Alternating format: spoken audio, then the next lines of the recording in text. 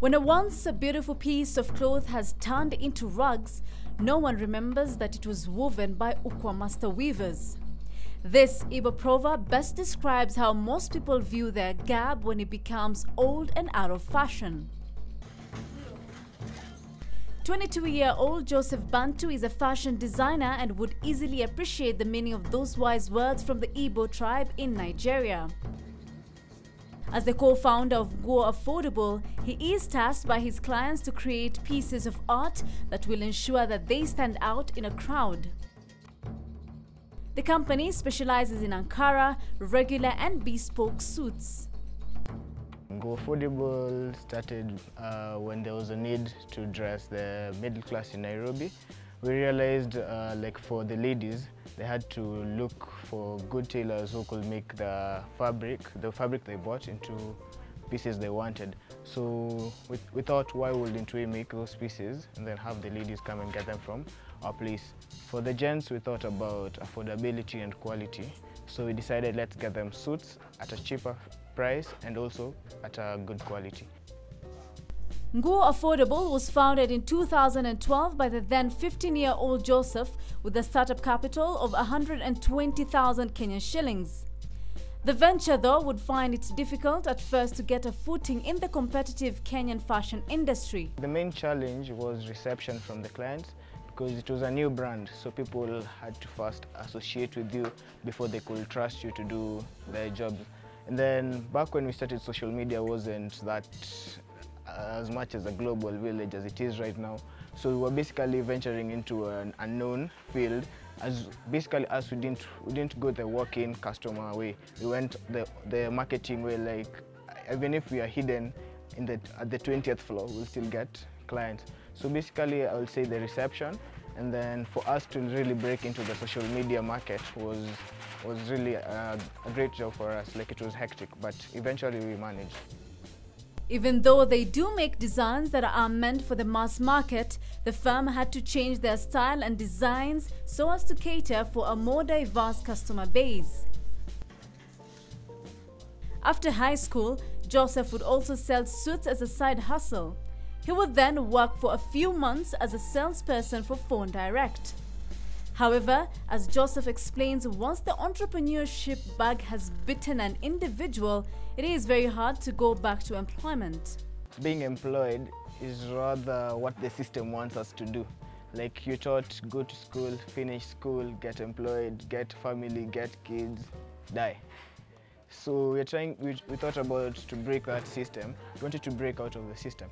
Like for most people who are employed, they have them working for money. But for us, we decided let's make our money work for us. Like we decided let's put our money somewhere and make it multiply rather than let's go and sit somewhere and wait for the money at the end of the month. So I think the other thing that also pushed us is with employment, you'll only be paid just enough to have you going back to where you want to go. But with being an entrepreneur, you get to take risks, learn more, explore, and you're not tied. Like you can do something crazy today, tomorrow you learn from it, you build on it. So it's a building process rather than employment where you'll be expected to do something from 8 to 5. But entrepreneurship, you have the freedom you wish, you have the creativity, everything. Like the system doesn't hold you at a certain point. It's up to you to decide what you want to do, what you're doing. While going against the grain might seem laudable for most people, Joseph, like many entrepreneurs, would face the old age problem of being given the green light by his concerned family. Nevertheless, with their minds made up, they would delve into the fashion industry full throttle. Our families are basically the old school families. So they were like, no, go to school, learn, get the papers, look for a job, and then the rest will follow you on the way. But I think, let me call it rebellion, is what gave birth to this. So I can say the reception wasn't really friendly, as they wanted us to go on with school, get degrees, use the degrees to get jobs.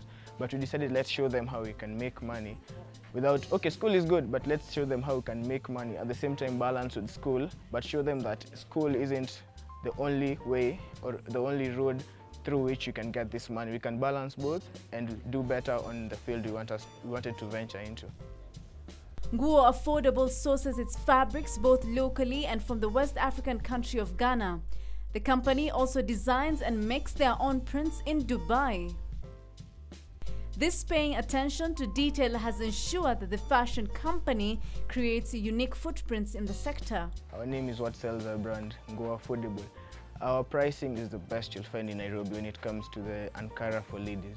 So any client who would want to get his or her fabric done at a very convenient price and at a very precise workmanship would want to work with us, because what we do is we reduce on the price, but we don't reduce on the workmanship. But what we don't have is the support from the external community on fashion. Most people think fashion is a westernized culture, like we try and bring the westernized culture into our culture.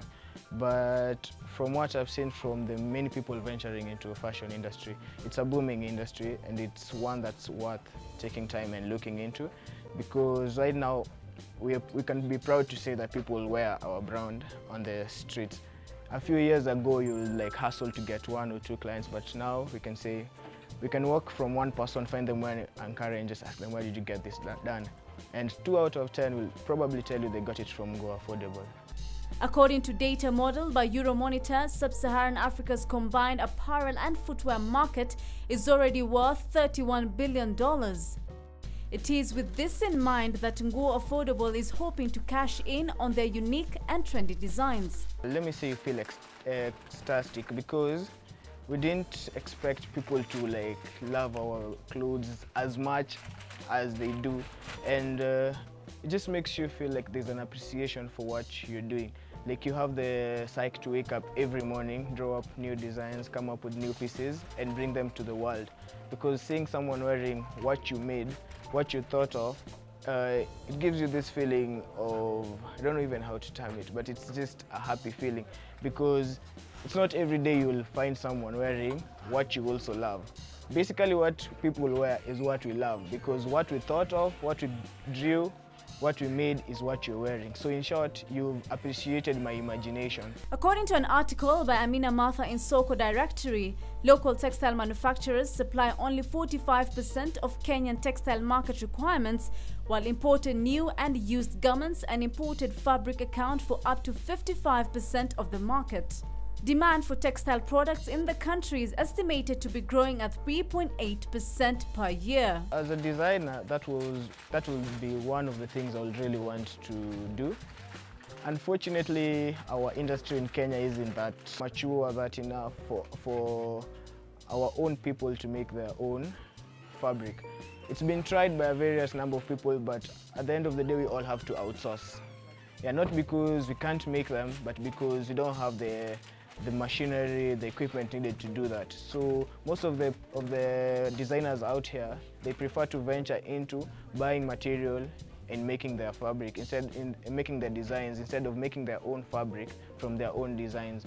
Nguo Affordable markets its apparels through social media and engaging brand ambassadors who do their designs. The company also takes part in various fashion events like Fashion Couture, African Fashion Fusion, Jasiri Live and The Initiative.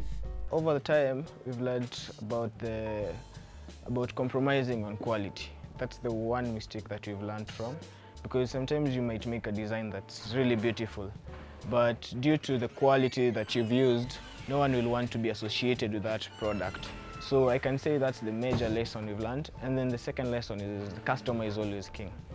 Because you might have varied thoughts from your customer, but if you give your customer all your thoughts, you might end up losing that client. So that's one mistake that we've made by losing many clients, by wanting them to wear what we want when that's not what they really want.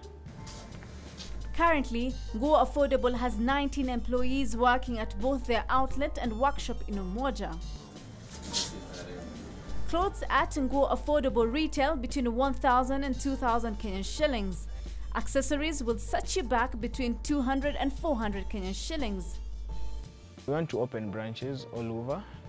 We want to make it a really big fashion house.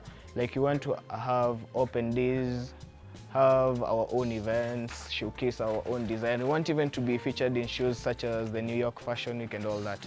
So I can say what we want for us is basically exposure. We just want to expose the brand to so many people that it becomes a brand such as Gucci, or Prada, such that if you ask someone, what are you going to buy for an event, they just say, go affordable.